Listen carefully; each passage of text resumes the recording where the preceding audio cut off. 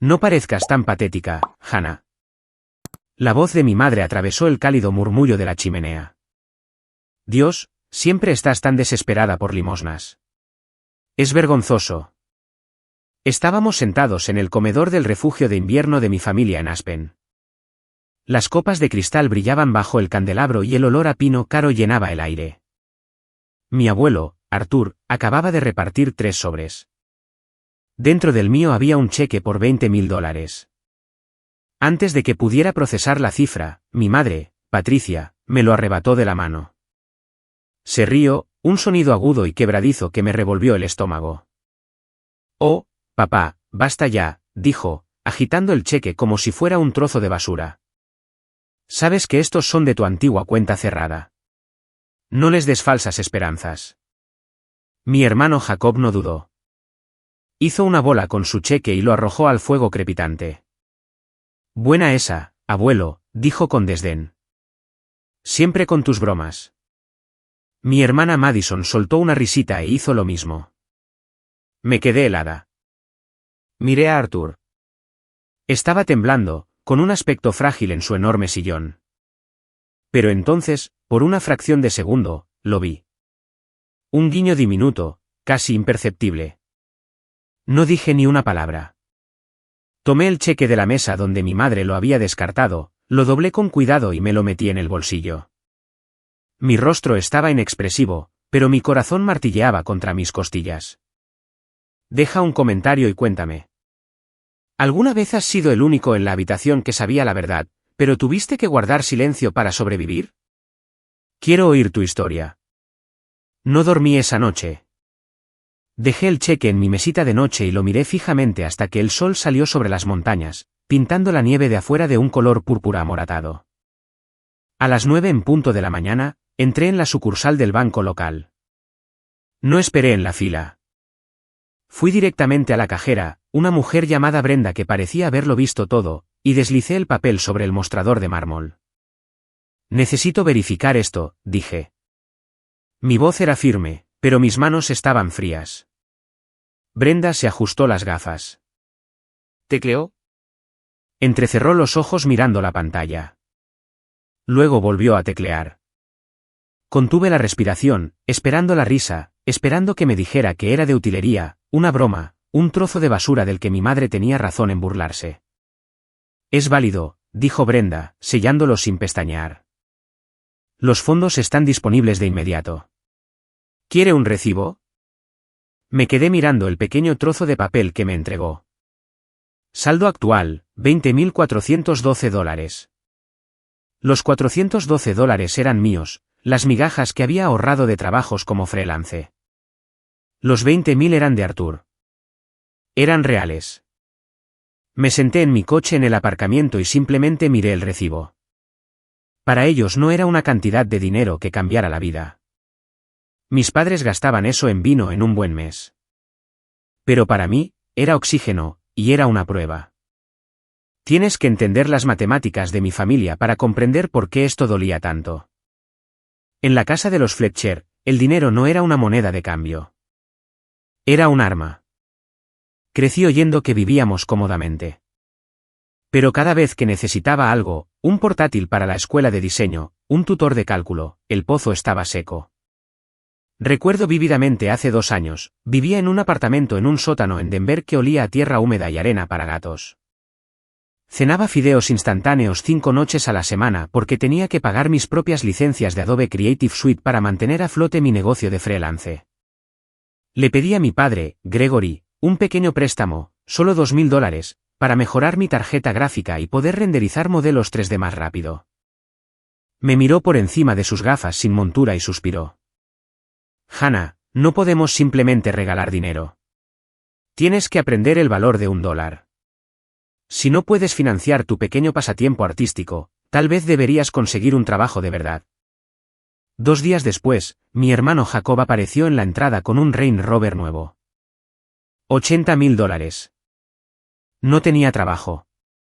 Tenía un concepto para una incubadora tecnológica que nunca llegó a nacer. Cuando le pregunté a mi madre al respecto, me despachó con un gesto. Es por su imagen, Hannah. Jacob necesita parecer exitoso para atraer inversores. Es una inversión. No lo entenderías. No tienes mentalidad para los negocios. Esa frase, no tienes mentalidad para los negocios, era su jaula favorita. La usaban para justificar todo. Me dijeron que estaban administrando el fondo fiduciario de mi abuela. $680.000 dejados específicamente para mí en un fideicomiso estético protegido. Porque yo era demasiado creativa para manejar la riqueza.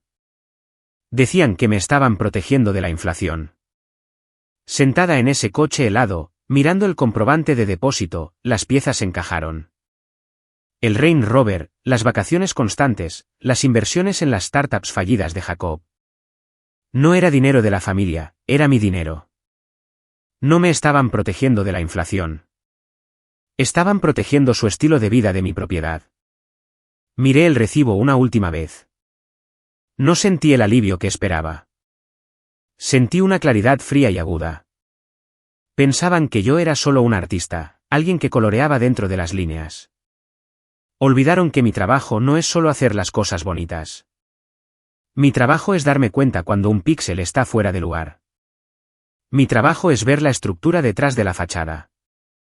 Y por primera vez en mi vida, no los veía como mis padres. Los veía como un fallo de diseño, y lo iba a arreglar.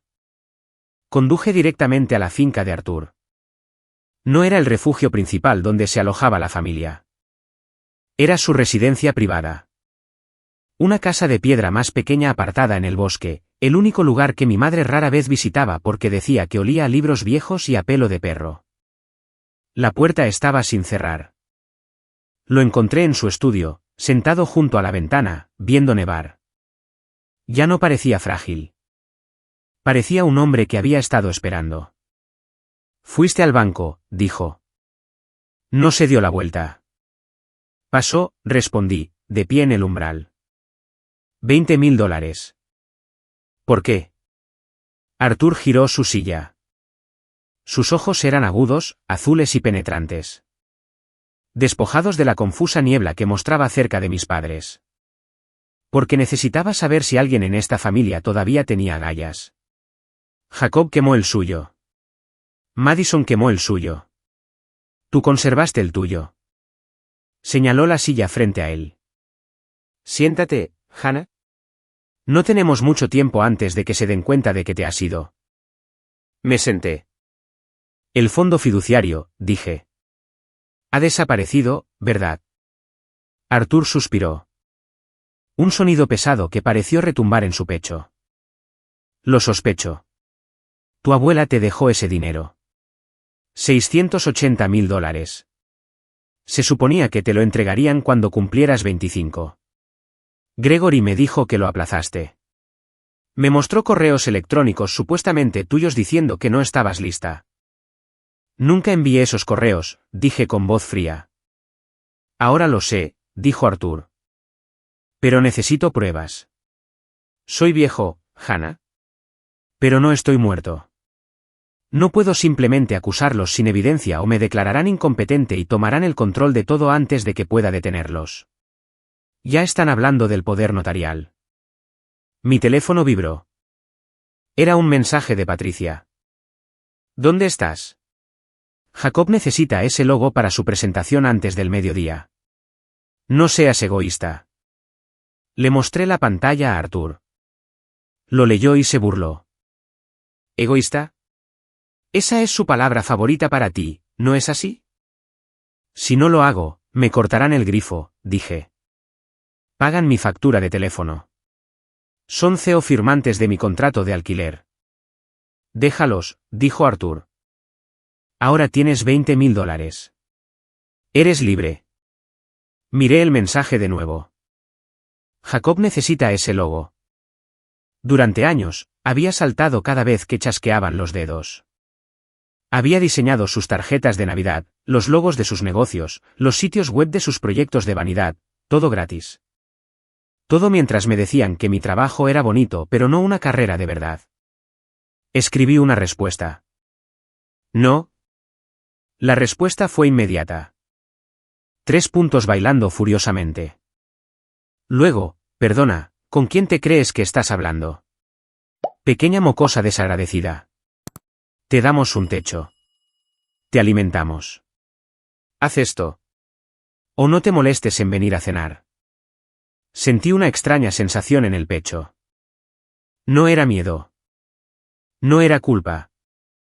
Era la sensación de un pesado abrigo deslizándose de mis hombros. Necesito que hagas algo por mí, dijo Arthur, inclinándose hacia adelante. Voy a convocar una reunión. Les voy a decir que quiero transferir la herencia antes de tiempo. Pero primero necesito una auditoría financiera limpia del fondo fiduciario. Necesito que estés allí. Mentirán, dije. Falsificarán los documentos. Lo sé, dijo Arthur. Una sonrisa sombría apareció en sus labios. Y es exactamente con eso con lo que contamos. No explicó más, pero lo entendí. No me estaba pidiendo que luchara contra ellos. Me estaba pidiendo que los viera ahorcarse solos. Miré mi teléfono una última vez. Un aluvión de insultos de mi madre. Inútil, perezosa, una carga. Apagué el teléfono y miré a mi abuelo. Estoy dentro. La trampa era simple. Y por eso era perfecta. Arthur se sentó en su escritorio, cogió el teléfono y marcó el número de mi padre. Lo puso en altavoz para que yo pudiera oír cada palabra. Gregory, dijo Arthur, su voz temblando lo justo para vender la actuación de un hombre que pierde el control. He estado pensando. No sé cuánto tiempo me queda. Quiero transferiros la herencia a ti y a Patricia ahora. Evitar los impuestos de sucesión. Prácticamente podía oír a mi padre salivar a través del altavoz. Papá, eso es. Eso es muy sabio. Podemos ir ahora mismo a firmar los papeles. Todavía no, interrumpió Arthur. Mi abogado, el señor Sterling, insiste en una auditoría limpia primero. Solo una formalidad.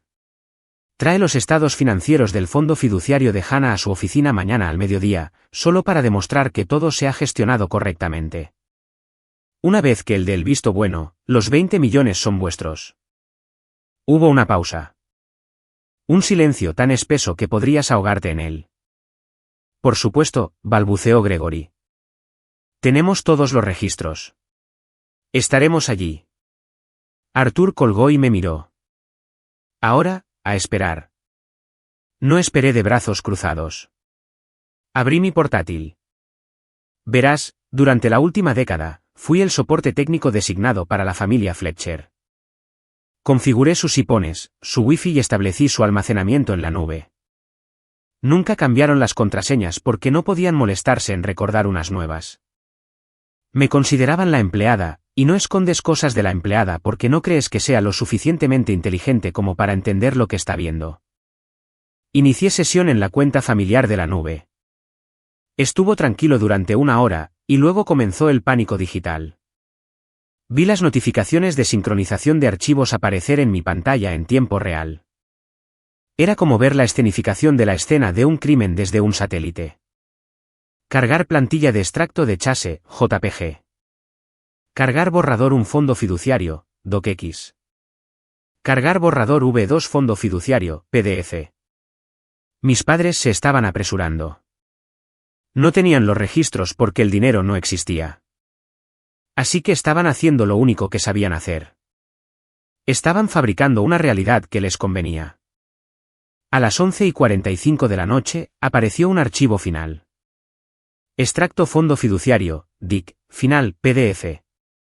Lo descargué. Lo abrí. Para una persona normal, parecía perfecto. Tenía el logo del J-Bank, la dirección correcta, el diseño de aspecto oficial. Mostraba un saldo de $680.000. Parecía legítimo, pero yo no soy una persona normal. Soy diseñadora gráfica. Paso 12 horas al día mirando tipografías y sistemas de cuadrícula. Para mí, un documento no son solo palabras en una página. Es una construcción matemática. Abrí el PDF en Illustrator e hice zoom. 300%. 600%. 800%. Y ahí estaba. La arrogancia del aficionado. Esto es lo que los psicólogos llaman el efecto Dunning-Kruger. Cuando la gente incompetente es demasiado incompetente para darse cuenta de lo incompetente que es. Mis padres pensaban que el diseño gráfico era solo dibujar en un ordenador. No respetaban la disciplina. Así que no conocían las reglas. Habían usado la fuente incorrecta. JBank utiliza una tipografía propietaria. Un peso específico de San Francisco o Helvética, dependiendo del año. Los números de este extracto, específicamente la sección del saldo, estaban en Arial. Activé la superposición de la cuadrícula. La alineación estaba mal. El 6 en los 680.000 flotaba 3 píxeles más alto que el signo del dólar. El kerning, el espacio entre los caracteres, era desigual. Era un trabajo de copiar y pegar. Habían tomado una captura de pantalla de un extracto real, borrado la cifra baja y escrito una cifra alta encima usando una fuente predeterminada del sistema. Era chapucero.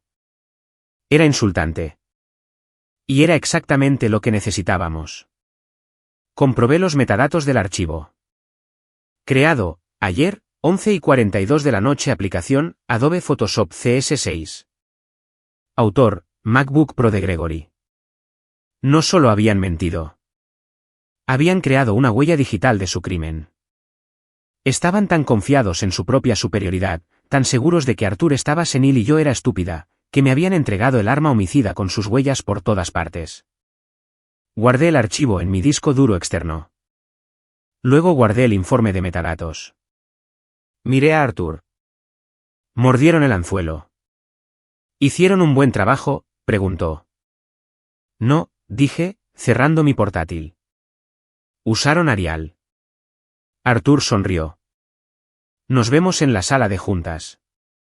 La sala de conferencias de Sterling and Finch estaba diseñada para intimidar. Era todo caoba y cristal, suspendida 20 pisos sobre el centro de Denver. Afuera, una ventisca arreciaba, convirtiendo la ciudad en una mancha blanca. Pero dentro, el aire estaba quieto y cálido. Me senté en la esquina más alejada, cerca del carrito audiovisual. Mi portátil cerrado sobre mis rodillas. El señor Sterling, el abogado de Arthur, se sentó a la cabeza de la mesa. Era un hombre que hablaba en horas facturables, y en ese momento estaba en silencio. Arthur se sentó a su derecha, pareciendo pequeño con su cardigan de lana, sus manos temblando ligeramente sobre la madera pulida. Exactamente al mediodía, las pesadas puertas dobles se abrieron de par en par. Mis padres entraron como si estuvieran subiendo a un yate. Patricia llevaba un abrigo de piel hasta el suelo que probablemente costó más que toda mi educación universitaria. Gregory vestía un traje a medida, sacudiéndose la nieve de los hombros con un aire de importancia molesta. No me miraron. Para ellos, yo no era una jugadora en este juego. Era parte del mobiliario, solo otra pieza de equipo en la habitación. Perdón por el retraso, tronó Gregory, tomando asiento frente a Arthur. No sonaba arrepentido. Sonaba como un hombre que ya se había gastado la herencia en su cabeza. Las carreteras son un infierno, pero lo hemos traído todo. Deslizó una gruesa carpeta encuadernada sobre la mesa de caoba. Golpeó la madera con un ruido sordo y pesado. La contabilidad completa, dijo Gregory, mostrando una sonrisa de tiburón. Estarás complacido, papá. El fondo fiduciario de hecho ha crecido. Está en algo más de $700.000. Lo hemos gestionado de forma conservadora, por supuesto, para proteger el futuro de Hannah. Arthur no tocó la carpeta. Se ajustó las gafas, las manos temblando lo justo para vender el acto. Mis ojos, murmuró. Los números se me nublan. Puedo resumirlo, dijo Patricia, extendiendo la mano para cogerla.